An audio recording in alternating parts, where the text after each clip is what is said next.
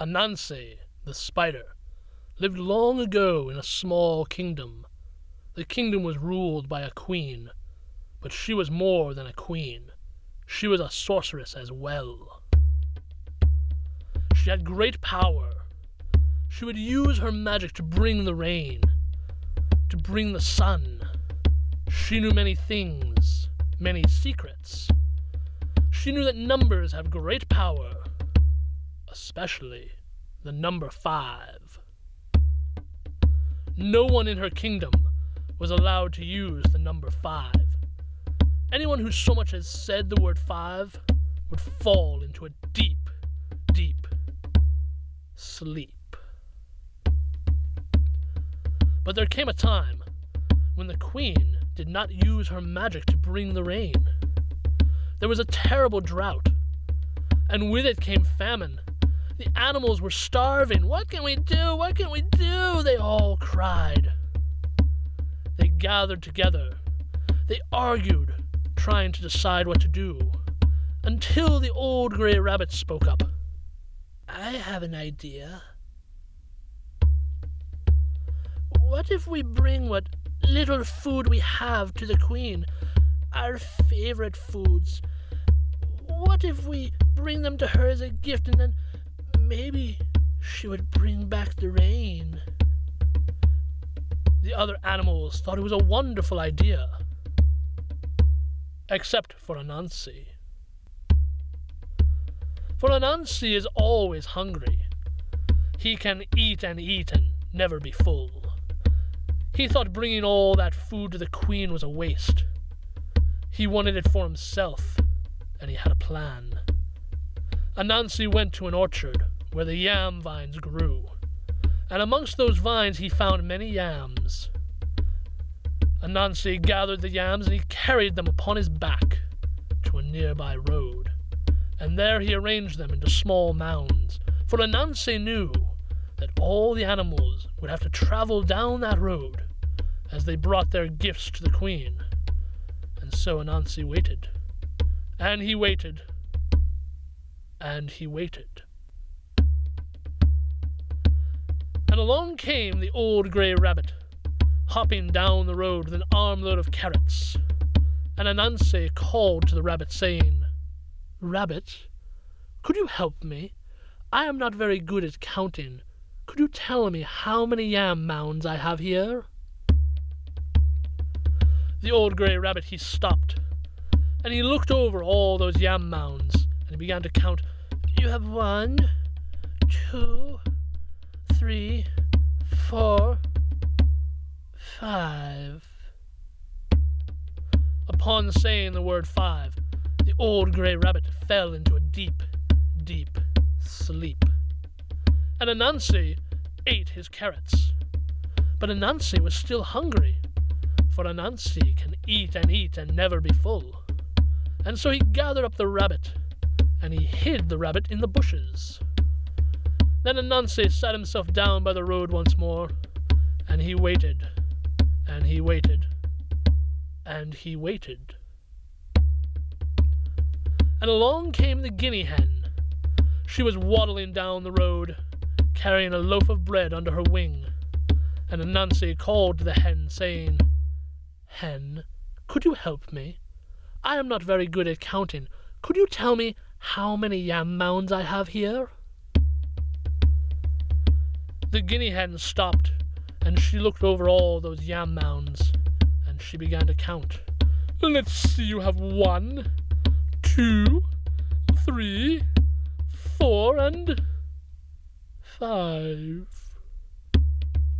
Upon saying the word 5, the guinea hen fell into a deep, deep sleep, and Anansi ate her loaf of bread. But Anansi was still hungry, for Anansi can eat and never be full. And so he gathered up the hen, and he hid her in the bushes with the rabbit. Then Anansi sat himself down by the road once more, and he waited, and he waited, and he waited. And along came a pair of goats. They were carrying a large sack of apples between them. And Anansi called to the goats, saying, Goats, I am not very good at counting. Could you help me? Could you tell me how many yam mounds I have here?" The 2 goats looked at all those yam mounds, but they saw feathers upon the ground. The feathers led to the bushes, and the goats could hear the sound of snoring. They knew in an instant what had happened. They looked at one another and they exchanged a wink. Then they sat themselves down upon a yam mound, and they began to count. "Nancy, you have 1, 2, 3, 4. I know one that we're sitting on." "Goats, you are not very good at counting. How many yam mounds do I have total?" The first goat lowered his head behind the back of the second goat, and he began to eat the yams. The second goat, he began to count once more. "You have 1, 2, 3, 4. I'm the one that we're sitting on." "Goats, you are very bad at counting. I want to know how many yam mounds I have total." At that, the 2 goats sprang to their feet. "Nancy, you have 4. Look for yourself. There's only 4 yam mounds." Anansi looked. There were only 4. While Anansi puzzled and pondered over what had happened to the last yam mound, the 2 goats continued on their way down the road. They brought their gift to the palace. They brought their apples to the queen. "We brought you apples. Will you please bring back the rain?" "No, I will not." "I like the sun. I will not bring back the rain. Now leave my palace at once." The goats were sad, for the queen would not bring back the rain. They lowered their heads and they saw the beautiful green carpet. It reminded them of fresh, delicious grass. They began to nibble at the threads. "Stop that!" cried the queen. "Stop eating my carpet! Leave my palace at once!" "But we're hungry. Please bring back the rain. Please bring back the rain so there will be food." "No, I like the sun. Leave my palace at once," demanded the queen. By then, the carpet was gone. The goats had eaten it, but they were still hungry. And they began to nibble at the curtains that hung by the windows. They began to eat the tapestries that hung upon the wall. "Stop that!" cried the queen. "Stop eating my tapestries! Stop eating my curtains! Leave my palace at once!" "But we're hungry. Please bring back the rain." "If I bring back the rain, will you leave my palace and never, ever return?" "Okay." And so the goats left. And the queen did as she had said. She brought back the rain. She brought it back again and again, and soon there was plenty of food for all the animals, except for Anansi. For Anansi can eat and never be full, but that is a different story entirely.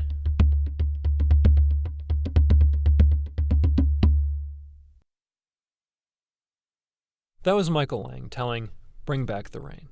I'm sitting down with Michael now to get some background on that story and see where it came from. Thank you, Michael. Absolutely, Toby. So where did this story come from? I originally found this story in a collection of fairy tales from around the world.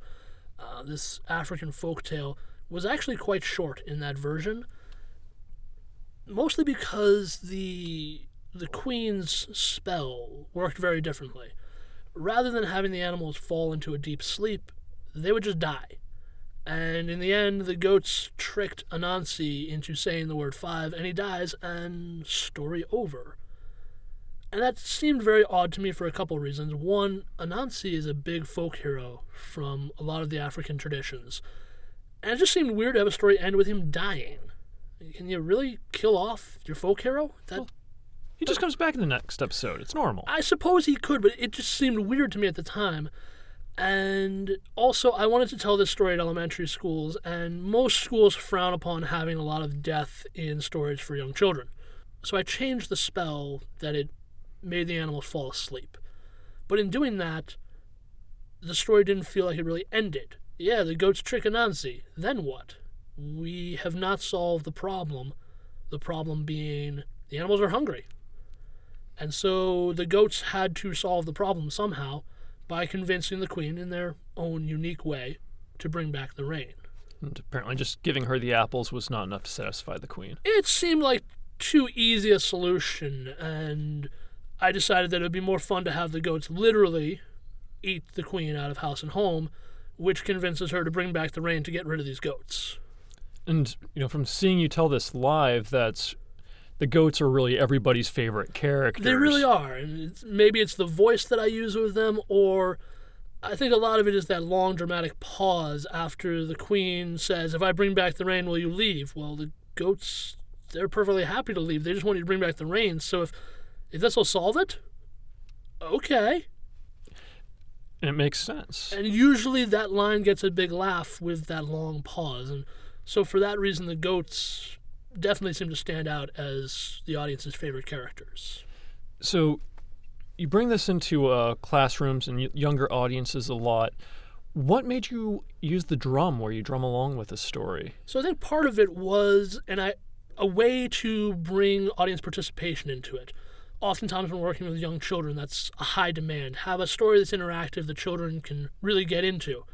And so doing a sort of drum clinic along with the story of beginning the story with a simple rhythm of a beat, 1, 2, 3, 4, and having the entire audience drum along.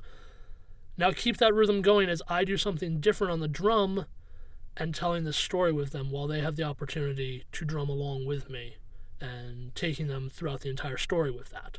Okay, so in doing it live, you're often interacting with people who Very aren't interactive. very good with drums. So Right. And usually the rhythm is kept more simple than I do it in this version. The version we just listened to, I stop and start a lot. yeah. When I'm working with an audience, I will often keep the rhythm going at a steady pace so that they don't have to worry about listening for me to start and stop. And I'll have a signal for we've reached the end of the story, 2 or 3 final beats, and we all end together sort of ending. Okay. One of our challenges today as we were working through this recording, one very interesting thing that you said was, man, that was a problem. I wouldn't worry about this if I was doing it live. Yeah.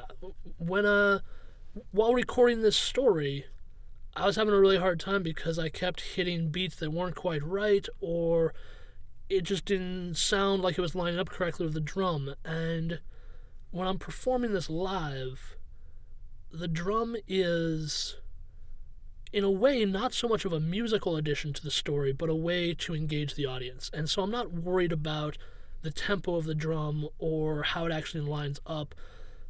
My only goal is to get people really excited about the story by bringing out the drum and allowing them to join me with that drumming.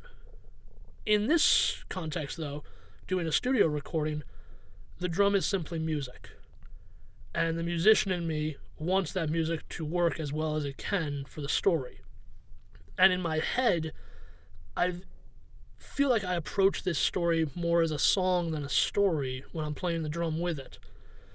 I find myself thinking of the rhythm and lining my words up with that rhythm, and the words tend to be almost the same every time I tell the story because it's taken on this song and poem quality. Okay. So, I've watched your career out there grow and seen you perform years back and through today. You've been adding more and more music to your repertoire as a performer. Do you find that perfectionism as a musician changes between your live performance and your studio recordings like it does with the storytelling? Yes, absolutely. In the studio, all around, I'm a perfectionist. Whereas when I'm doing it live, I simply want to entertain people in the moment. If it doesn't come off word for word the way I want, if every beat isn't perfect, that's fine. And I think a lot of that is when I'm doing a live show, I'm playing just for the moment, I'm performing just for the moment, for this audience. And that's all I want, is for this audience right now to really enjoy what I'm giving them. In the case of a recording, you can come back to that again and again and again. And so now, the words that I used that weren't quite right, they stand out to you a little more the second time, and a little more the third time.